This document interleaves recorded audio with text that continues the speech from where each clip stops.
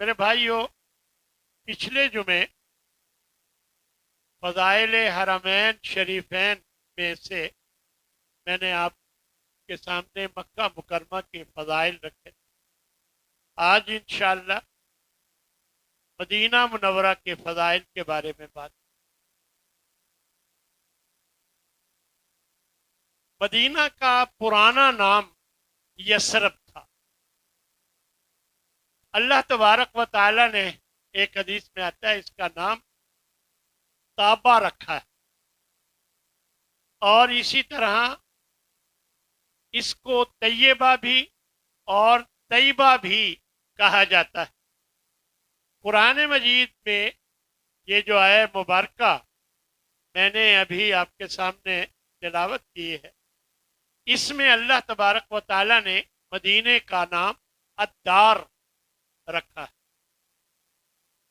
اللہ تبارک و تعالی یہاں کے رہنے والوں کے بارے میں فرماتے ہیں، مدینہ کے رہنے والوں، والذین تبوؤا الدار والایمان، اور وہ لوگ جو اس مدینہ میں پہلے سے رہتے اور ایمان لانے میں بھی انہوں نے پہل کی، یعنی ایمان کو بھی اپنایا، اور یہاں ان لوگوں سے پہلے یہاں وہ رہتے تھے جو ان کی طرف ہجرت کر کے آئے، اور فرمایا یحبون من ہاجر الیہ، جو لوگ ان کی طرف ہجرت کر کے آئے ان سے یہ لوگ محبت کرتے ہیں۔ مدینہ کے ان لوگوں کو انصار کہا جاتا ہے۔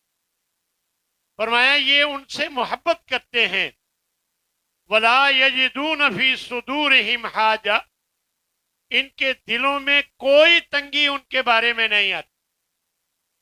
فرمایا مما اوتو، جو بھی انہیں دیا جائے ان کے دلوں میں کوئی تنگی نہیں آتی، بلکہ وَيُؤْثِرُونَ عَلَىٰ أَنفُسِهِمْ، وہ تو اپنے آپ پر ان کو ترجیح دیتے ہیں، وَلَوْ كَانَ بِهِمْ خَصَاصَةٌ، اگرچہ انہیں فاقے بھی ہو رہے، یعنی انصار اگر فاقے میں بھی ہوں، جو لوگ ان کی طرف ہجرت کر کے مسلمان آئے ہیں وہ ان کو اپنے آپ پر ترجیح دیتے ہیں۔ اور یاد رکھو وَمَن يُوقَ شُحَّ نَفْسِهِ، جو اپنے نفس کی لالچ سے بچا لیا گیا، فَأُولَٰئِكَ هُمُ الْمُفْلِحُونَ، تو یہی لوگ، ایسے ہی لوگ کامیاب و کامران۔ تو میرے بھائیوں، مدینہ کی برکت سے وہاں کے رہنے والوں کا جو ایمان تھا وہ اللہ تبارک و تعالی نے بہت مضبوط ایمان سے انہیں نوازا، اور دوسروں کے لیے اپنے آپ پر دوسروں کو ترجیح دینے والے تھے۔ اس حوالے سے چھوٹے چھوٹے دو واقعات میں آپ کے سامنے رکھنا چاہوں گا۔ حضرت ابو ہریرہ رضی اللہ تعالیٰ عنہ فرماتے ہیں کہ ایک شخص آیا نبی صلی اللہ علیہ وسلم کے پاس، کہنے لگا یا رسول اللہ، میں بھوکا ہوں، مجھے بھوک لگی۔ آپ نے تمام ازواج مطہرات کی طرف پیغام بھیجا، سب کی طرف سے جواب آیا کہ گھر میں کچھ نہیں۔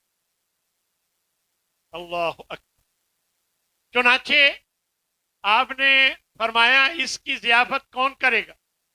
فوراً ایک انصاری صحابی تیار ہو گئے اور وہ اپنے ساتھ اس مہمان کو لے گئے۔ اللہ اکبر۔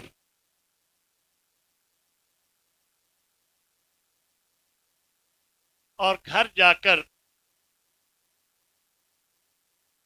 اپنی اہلیہ سے کہنے لگے کہ یہ اللہ کے رسول کا مہمان ہے، اسے کھانا دینا ہے، کھانا کھلانا ہے۔ اب وہ کہنے لگی کہ کھانا تو صرف بچوں کا رکھا ہوا ہے، بچوں کے لیے۔ تو یہ بولے کہ اپنے بچوں کو بہلا پھسلا کر سلا دو، اور پھر جب مہمان کھانا کھانے لگے تو دیا بجھا دینا۔ ایسے لگے انہیں کہ ہم بھی کھا رہے، مہمان پیٹ بھر کر کھا لے گا۔ چنانچہ ایسا ہی اس نے کیا۔ جب صبح ہوئی، نبی کریم صلی اللہ علیہ وسلم نے اس انصاری صحابی کو بلا کر کہا کہ لقد عجب اللہ عز وجل او ضحک، اللہ تبارک و تعالی من صنیعکما بضیفکم اللیلۃ، آج رات تم نے اپنے مہمان کے ساتھ جو معاملہ کیا، اللہ اس پر بہت خوش ہے۔ ایک تو یہ الفاظ، اور ایک روایت میں ہے او ضاحکا، اللہ ہنس پڑا، اللہ کو ہنسی آ گئی آپ کے اس کارنامے پر جو رات کو اپنے مہمان کے ساتھ آپ لوگوں نے کیا۔ یعنی گویا اللہ بھی راضی ہو گیا، اللہ کو بھی خوشی ہوئی، اور اس صحابی کی اس وجہ سے آپ اندازہ لگائیں کہ کتنی شان اللہ کے نزدیک اونچی ہوگی۔ اللہ تبارک و تعالی بڑا ہی مہربان۔ تو یہ اپنے آپ پر دوسروں کو ترجیح دینے والے صحابہ تھے۔ اسی طرح ایک اور واقعہ حضرت عبد الرحمن بن عوف کا بنایا گیا ساتھی سعد بن ربی کو کا بھائی بنایا گیا۔ یعنی جب ہجرت کر کے آئے صحابہ مہاجرین، تو نبی صلی اللہ علیہ وسلم نے ایک مہاجر کو لے کر ایک انصاری کے ساتھ ان کا بھائی بنا دیا کہ تم نے اس کی کفالت کرنی ہے، اس کا خیال رکھنا ہے۔ اب سعد بن ربی کا جو بھائی بنائے گئے وہ حضرت عبد الرحمن بن عوف۔ سعد بن ربی اپنے بھائی جو مہاجر بھائی تھے ان کو لے کر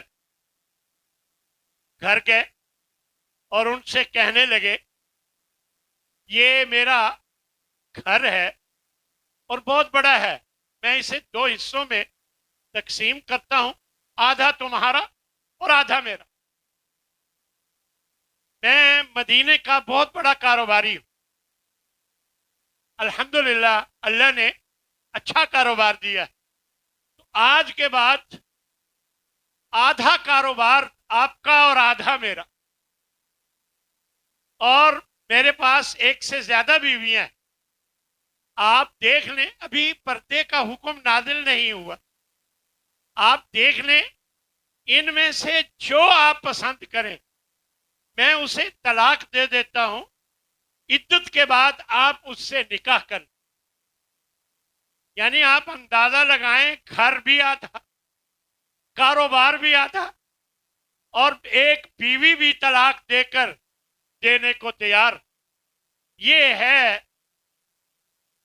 اپنے آپ پر دوسروں کو ترجیح دینا۔ یہ صحابہ کی مثالیں ہمارے لیے سبق ہونا چاہیے۔ خیر، حضرت عبد الرحمن بن عوف فرمانے لگے کہ نہیں میرے بھائی، اللہ آپ کے مال میں، گھر میں، بیویوں میں برکت دے، بس مجھے منڈی کا راستہ دکھا۔ پھر کاروبار کیا، اللہ نے برکت دی، ایسی برکت دی کہ یہ مدینہ کے امیر ترین لوگوں میں سے ہو۔ اللہ نے شادی بھی کروا دی اور کاروبار بھی بہت بڑا ہو گیا۔ ایک روایت میں آتا ہے کہ نبی صلی اللہ علیہ وسلم نے ایک مرتبہ حضرت عبد الرحمن بن عوف کے بارے میں فرما دیا کہ یہ 500 سال بعد میں جنت میں جائے، کیونکہ ان کا مال اتنا ہے، کاروبار اتنا بڑا ہے، حساب و کتاب ہوتے ہوتے دیر لگ جائے۔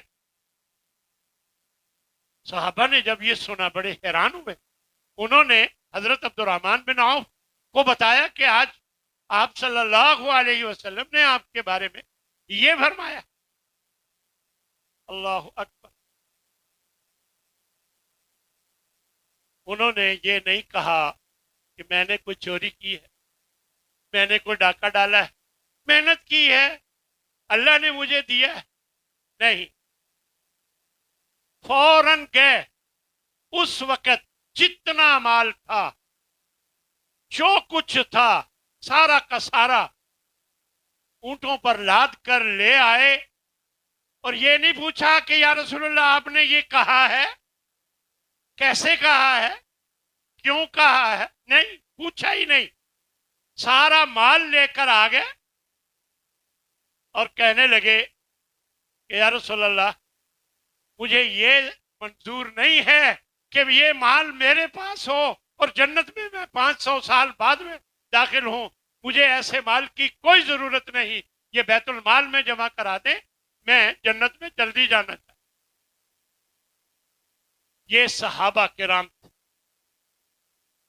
تو اللہ تبارک و تعالی نے ایسی برکت دی حضرت سعد بن ربیع کے اس بھائی کو، حضرت عبد الرحمن بن عوف رضی اللہ تعالی عنہ، کہ اللہ نے انہیں بھی ان کی طرح امیر بنا دیا۔ اللہ اکبر۔ تو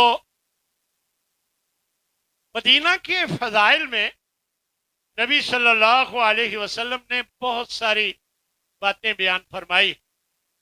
ایک موقع پر حضرت ابوبکر صدیق بیمار پڑ گئے، حضرت بلال بھی بیمار ہو گئے، تو آپ صلی اللہ علیہ وسلم نے دعا کرنا شروع کی، اللہم حبب الینا المدینہ، اے اللہ ہمارے دلوں میں مدینہ کی محبت ڈال، کحبنا مکہ تھا، جس طرح ہماری محبت مکہ سے، او اشد، یا اس سے بھی زیادہ محبت ڈال دے، یعنی مکہ سے بھی زیادہ۔ اللہم بارک لنا فی ساعنا، اے اللہ ہمارے ساع، یہ پیمانہ تھا تولنے کا، ہمارے ساع میں، ہمارے مد میں برکت ڈال دے، اور فرمایا وصححھا لنا، اور اے اللہ اس مدینہ کو ہمارے لیے صحت افزا فرما دے۔ یہ دعائیں نبی صلی اللہ علیہ وسلم نے کی، تو اللہ تبارک و تعالی نے حضرت ابوبکر صدیق، حضرت بلال اور جو بھی کوئی بیمار تھے سب کو اللہ نے شفا عطا فرمائی۔ آپ صلی اللہ علیہ وسلم کی محبت انصار کے ساتھ بہت زیادہ تھی۔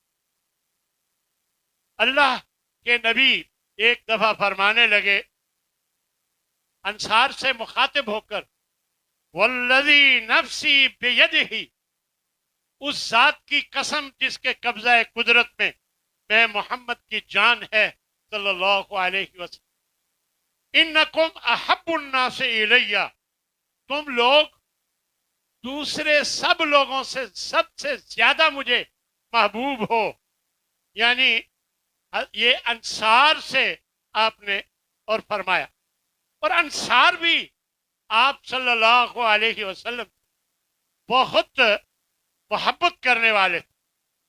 خندق کے کھودنے کے موقع پر انصاری صحابی یہ پڑھ رہے تھے شعر، نحن الذین بایعوا محمدا علی الجہاد ما بقینا ابدا،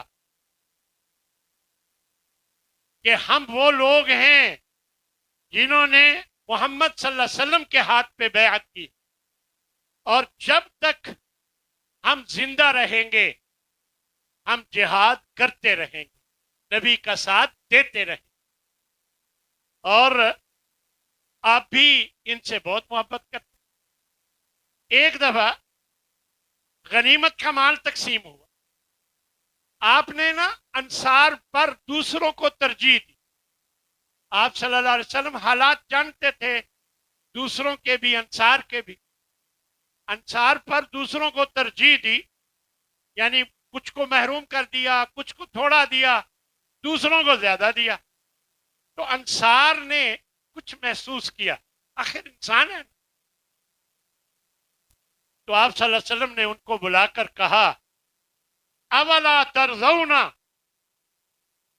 میرے انصاری بھائیوں کیا تم یہ پسند نہیں کرتے ان یرجع الناس بالغنائم الی بیوتہم، لوگ غنیمتوں کا مال گھر لے کر جائیں، لوگ غنیمتوں کا مال لے کر گھر جائیں. وترجعون برسول اللہ صلی اللہ علیہ وسلم الی بیوتکم، اور تم رسول اللہ کو لے کر اپنے گھر جاؤ، کیا تم یہ پسند نہیں؟ صاف ظاہر ہے یہ جملہ ہی ایسا تھا کہ جس سے انہیں تسلی ہو گئی اور ان کے دل میں جو کوئی بات تھی وہ ختم ہو گئی. آپ صلی اللہ علیہ وسلم فرماتے ہیں الانصار لا يحبهم الا مومن، انصاری سے مومن محبت کرتے ہیں. ولا يبغضهم الا منافق، منافق ان سے بغض رکھتے ہیں. من احبهم احبہ اللہ، جو ان سے محبت کرے گا اللہ ان سے محبت کرے گا. اور یاد رکھو ومن ابغضهم ابغضہ اللہ، جو ان سے بغض رکھے گا تو اللہ بھی ان سے بغض رکھتا ہے. اس طرح انصاریوں کی فضیلت نبی کریم صلی اللہ علیہ وسلم نے مختلف مواقع پر بیان کر. پھر مدینہ کی حرمت کی دعائیں کی کہ اللہ اسے حرمت والا بنا دے. آپ صلی اللہ علیہ وسلم کی ایک حدیث ہے جس میں آپ کے بارے میں آیا کہ ان ابراہیم، آپ نے فرمایا کہ ان ابراہیم حرم مکہ، ابراہیم علیہ السلام نے مکہ کو حرمت والا بنوایا دعائیں کر کے، اللہ سے دعائیں کر کے مکہ کو حرمت والا بنوایا. وَدَعَا لِأَهْلِهَا، وہاں کے رہنے والوں کے لیے حضرت ابراہیم نے دعائیں کی. وَإِنِّي حَرَّمْتُ الْمَدِينَةَ، میں نے مدینہ کو حرمت والا بنوایا دعائیں کر کے. کما حرم ابراہیم، جس طرح ابراہیم نے مکہ کو حرمت والا بنوایا میں نے مدینہ کو دعائیں کر کے حرمت والا بنوایا. وَإِنِّي دَعَوْتُ فِي صَاعِهَا وَمُدِّهَا، میں نے اس مدینہ کے پیمانے، پیمائش کے، وزن کے، سا اور مد، ان کے لیے دعائیں کی. بِمِثْلَيْ مَا دَعَا بِهِ ابراہیم لِأَهْلِ مکہ، اس سے ڈبل جتنی ابراہیم علیہ السلام نے مکہ کے لیے دعائیں کی میں نے اس سے دگنی برکت کی دعائیں کی، دگنی. اور کیا کہا اللہم بارک لنا فی مدینتنا، اے اللہ ہمارے اس شہر مدینہ میں برکت نازل فرما. وفی ثمارنا، ہمارے پھلوں میں برکت دے. وفی مدنا وساعنا، ہمارے مد اور سا پیمانے جو ہیں ان میں برکت دے. برکتم مع برکت، ڈبل، یعنی برکت کے ساتھ مزید برکت، یعنی ڈبل برکت کی میں نے دعا فرمائی.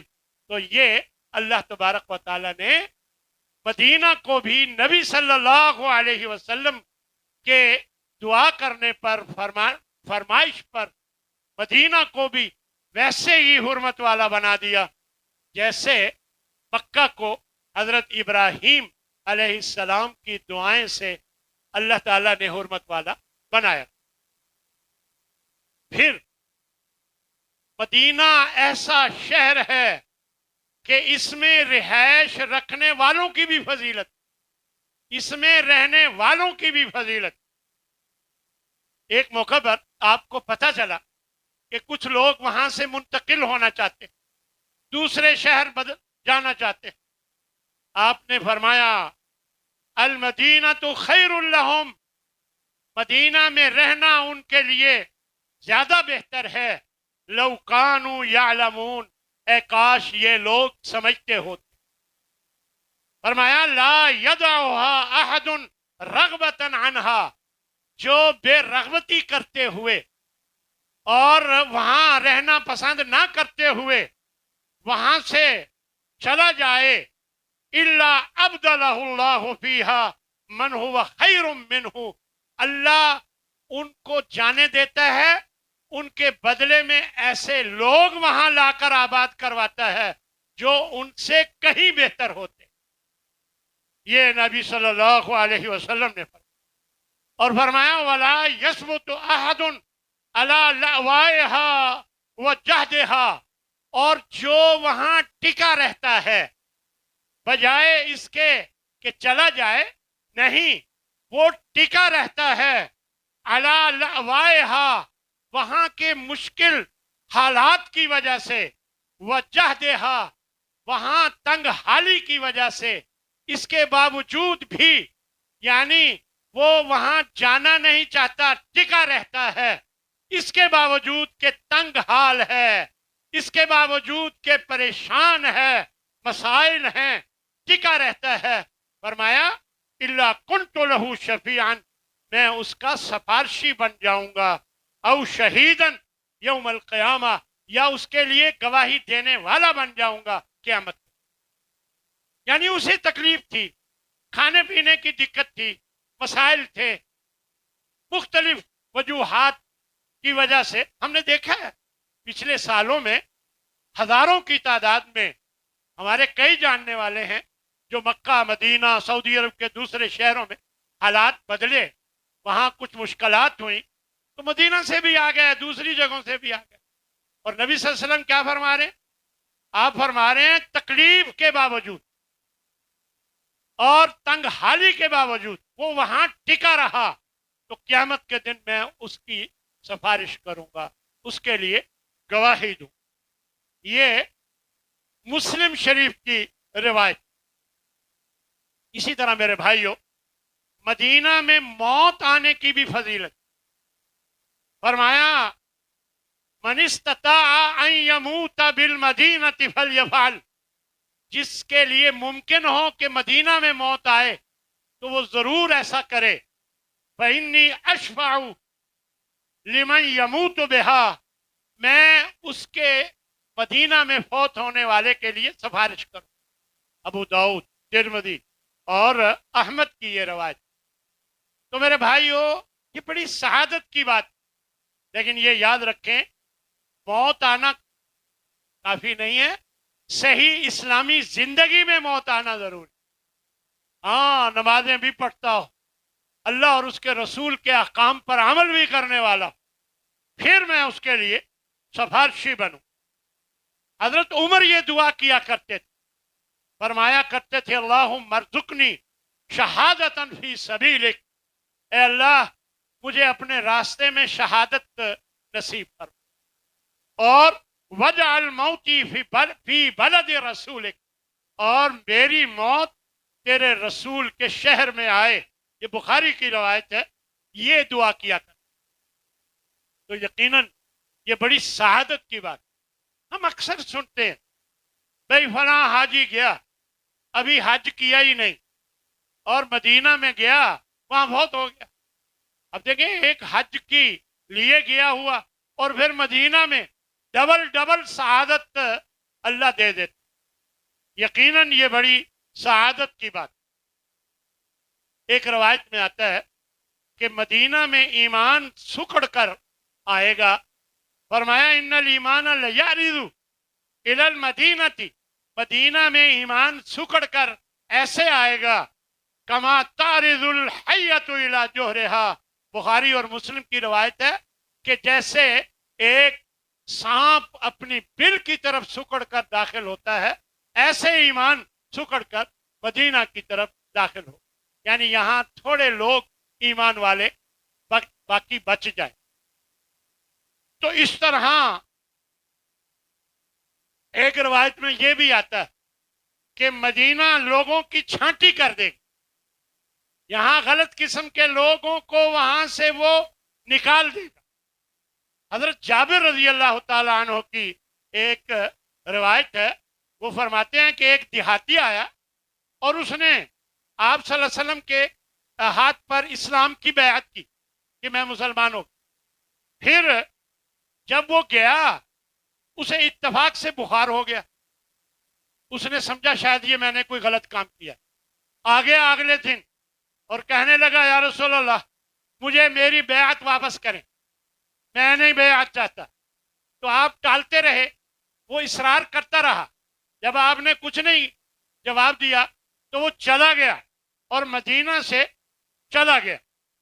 تو آپ نے فرمایا لوگو المدینہ تو کل کیر، یہ مدینہ جو ہے یہ بھٹی کی طرح ہے، تنفی خبثہا، جو ناپاک چیز ہوتی ہے اسے دور کر دیتا ہے، وتنصح طیبہا، اور جو پاکیزہ اچھی چیز ہوتی ہے اس کی چھانٹی کر دیتا ہے، اس کو چھانٹ لیتا۔ تو اس طرح اللہ نے اسے یہاں سے نکال دی، ہاں ناپاک کو یہاں سے اللہ نے نکال دی۔ اللہ اکبر۔ ایک روایت میں آتا ہے کہ یکمل الدجال، دجال آئے گا حتی ینزل بذباب، ذباب نامی جگہ پہ آ کر پڑاؤ ڈالے گا، فلا یبقى بالمدینۃ مشرک ولا مشرکہ ولا کافر ولا کافرہ ولا منافق ولا منافقہ، یعنی کوئی مشرک مرد یا کوئی مشرک عورت، کوئی کافر مرد یا کوئی کافر عورت، کوئی منافق مرد اور کوئی منافق عورت نہیں بچے گی، ولا فاسق ولا فاسقۃ، نہ کوئی فاسق مرد اور فاسق عورت بچے گی، الا خرج الیہ، مگر یہ کہ وہ مدینے سے نکل کر اس کے ساتھ ہو جائے، دجال کے ساتھ۔ وَيَخْلُصُ الْمُؤْمِنُونَ، صرف مومن بچ جائیں مدینہ میں، فَذَلِكَ يَوْمُ الْخَلَاصِ، یہ خلاص کا، اخلاص کا یہ دن ہوگا، یعنی مدینے کو صاف ستھرا کرنے کا، اخلاص کا دن ہوگا کہ مدینہ پاک ہو جائے گا ان سب غلط قسم کے لوگوں سے۔ تو میرے بھائیوں، یہ بڑی سعادت کی بات ہے کہ انسان مدینے میں رہتے ہوئے یہ سعادت حاصل کرے کہ مدینہ میں رہتے ہوئے اللہ وہاں اس کی شان میں، اس کی قدر میں اضافہ کر دیتا ہے جو وہ وہاں رہتا ہے۔ اور اسی طرح جو مدینہ کے ساتھ غلط ارادہ رکھتا ہے نقصان پہنچانے کا، اہل مدینہ کے لیے برائی کا ارادہ رکھتا ہے اور ان کے لیے سخت وعید بیان فرمائی ہے آپ صلی اللہ علیہ وسلم۔ فرمایا، یہ بخاری مسلم کی روایت، فرمایا من اراد اہل المدینۃ بسوء، جو مدینہ والوں کے لیے کوئی برائی کا ارادہ کرے، عذابہ اللہ کما یذوب الملح فی الماء، اللہ اس کو ایسا پگھلا دے گا جیسا پانی میں نمک پگھل جاتا، یعنی بے حیثیت کر دے گا۔ یہ بخاری مسلم کی روایت۔ اسی طرح مدینہ منورہ میں کوئی شرارت کرتا ہے، کوئی ایسی حرکت کرتا ہے جو وہاں کے لوگوں کو تکلیف دینے والی، ان پر بھی سخت وعید ہے۔ من احدث فیہا حدثا، جو بھی اس جگہ کوئی شرارت کرے، کوئی فساد مچائے، فعلیہ لعنت اللہ والملائکۃ والناس اجمعین، فرمایا اللہ کی، تمام فرشتوں کی اور سب لوگوں کی اس پر لعنت ہوتی ہے جو مدینہ والوں کو تکلیف پہنچانا چاہتا۔ میرے بھائیوں، ہم سنتے رہتے ہیں، دیکھتے رہتے ہیں، بہت سے لوگ ایسی ایسی حرکتیں کرتے ہیں جو مدینہ والوں کے لیے اور اہل اسلام کے لیے تکلیف دینے والی حرکتیں ہوتی۔ اللہ تعالیٰ ان کی شر سے سب کو محفوظ فرمائے۔ مدینہ منورہ کی اجوا کھجور کے بارے میں آپ صلی اللہ علیہ وسلم یہ فضیلت بیان فرماتے ہیں، من تصبح بسبع تمرات عجوہ، جو مدینہ کی اجوا کھجور کی 7 تعداد میں کھجوریں کھا لے، لم یضرہ ذالک الیوم سم ولا سحر، اس دن، یہ بخاری مسلم کی روایت ہے، اس دن نہ کوئی زہر اس پر اثر کرے گا اور نہ کوئی جادو اس پر اثر۔ صبح کو اجوا ایک خاص قسم کی کالی کالی یعنی کھجور ہوتی ہے، بہت بڑی بھی نہیں ہوتی، درمیانی اور ذرا چھوٹی بھی ہوتی ہے۔ تو یہ کھجور اجوا اس کی ایک خاص شکل ہے، سب جانتے ہیں۔ تو اگر کوئی 7 دانے صبح کو کھا لے تو شام تک اس پر نہ زہر اثر کرے گا، وما ينطق عن الهوى ان هو الا وحی یوحى، نبی اپنی طرف سے کوئی بات نہیں بیان فرماتے، ہر بات اللہ کی طرف سے ہوتی ہے جو وہ بیان کرے، کہ اسے نہ زہر اثر کرے گا اور نہ ہی جادو اس پر اثر کرے گا۔ اسی طرح میرے بھائیوں، ایک روایت میں طاعون اور دجال سے مدینہ کی حفاظت کے بارے میں آپ صلی اللہ علیہ وسلم فرماتے ہیں، علی انقاب المدینہ ملائکت، مدینہ کے دروازوں پر اللہ کے فرشتے مقرر ہیں، لا يدخلها الطاعون والدجال، نہ طاعون کی بیماری وہاں داخل ہو سکتی ہے اور نہ دجال اس میں داخل ہو سکتا ہے۔ یہ بخاری کی روایت، یعنی مدینہ کی اللہ نے اس طرح حفاظت فرمائی۔ اور دجال کے بعد بارے میں آتا ہے، لیس من بلد الا سیطعہ، کوئی شہر نہیں کہ جہاں دجال نہ پہنچے، الا مکہ والمدینہ، سوائے مکہ اور مدینہ، اس میں داخل نہیں ہو سکتا۔ لیس لہ من نقابها نقب الا علیہ الملائکہ، جو بھی دروازے ہیں ان دونوں شہروں کے، ان دروازوں پر اللہ کے فرشتے مقرر ہیں، صافینہ، صف باندھے ہوئے، یعنی مل کر کھڑے ہوئے، یحرسونہا، وہ چوکیداری کر رہے ہیں، ان دروازوں کی حفاظت کر رہے ہیں۔ ثم، پھر کیا ہوگا، ثم ترجف المدینۃ بأہلہا 3 رجفات، مدینہ میں 3 زلزلے آئیں گے۔ دجال پہنچا ہوگا نا، اس موقع پر 3 زلزلے آئیں گے، فیخرج اللہ کل کافر و منافق، اللہ مدینہ سے ہر کافر اور فاسق اور منافق کو مدینہ سے ان زلزلوں کی وجہ سے نکال۔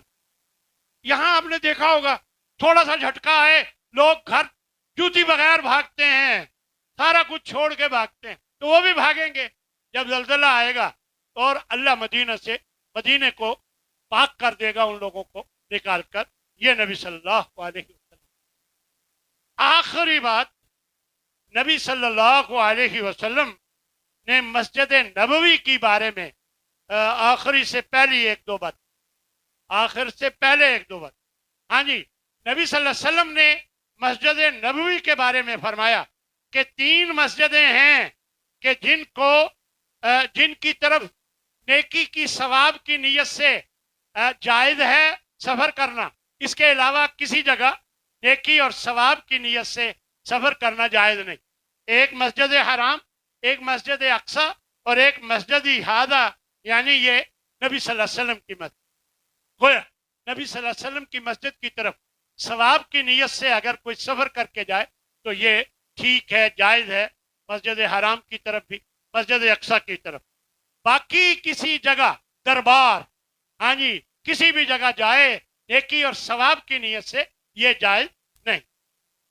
اور ایک روایت میں آپ صلی اللہ علیہ وسلم فرماتے ہیں، صلاۃ فی مسجدی ھذا خیر من 1000 صلاۃ فیما سوا الا المسجد الحرام، میری اس مسجد نبوی میں نماز 1000 نماز سے بہتر ہے، سوائے باقی سب مسجدوں سے، سوائے مسجد حرام کے، یعنی 1000 نماز کا اجر و ثواب ملتا ہے ایک نماز پڑھنے سے۔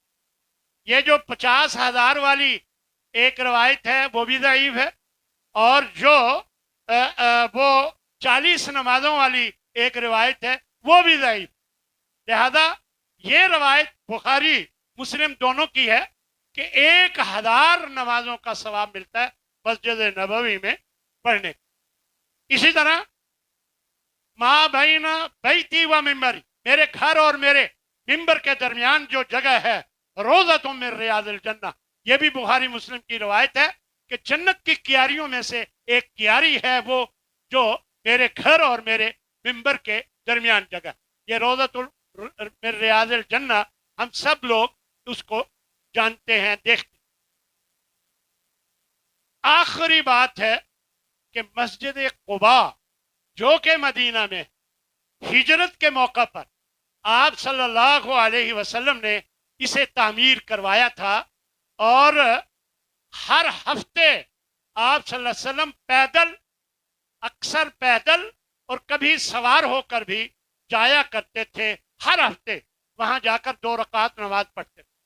اور ایک روایت میں آتا ہے وہاں جا کر 2 رکعت پڑھی جائے تو عمرے کا ثواب اللہ عطا کرتا ہے۔ یعنی کوئی بھی نماز پڑھی جائے، اللہ آپ نے عصر کی نماز پڑھی، ظہر کی نماز پڑھی، آپ کو اللہ تعالیٰ عمرے کا ثواب دے۔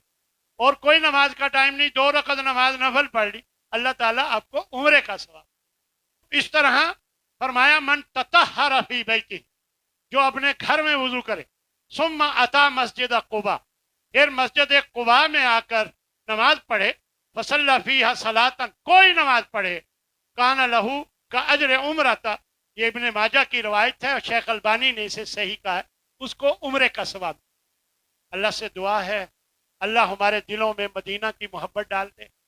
مدینہ کی محبت ڈالنے سے اللہ ہمارے نبی کی محبت ہمارے دلوں میں ڈال دے، ہم نبی کی سنت پہ عمل کرنے والے بن جائیں، ہم نبی کی اطاعت اور فرما برداری کرنے والے بن جائیں، اپنی خوشی میں اپنی غمی میں نبی صلی اللہ علیہ وسلم کی اطاعت کرنے والے بن جائیں، اور اللہ ہمیں موقع دے کہ ہم بھی مکہ مدینہ جائیں، مکہ مدینہ میں جا کر جو وہاں کی فیوز و برکات ہیں ان سے مستفید ہوں۔ اللہ ہم سب کو اس کا موقع دے۔ وآخر دعوانا ان الحمد للہ رب العالمین۔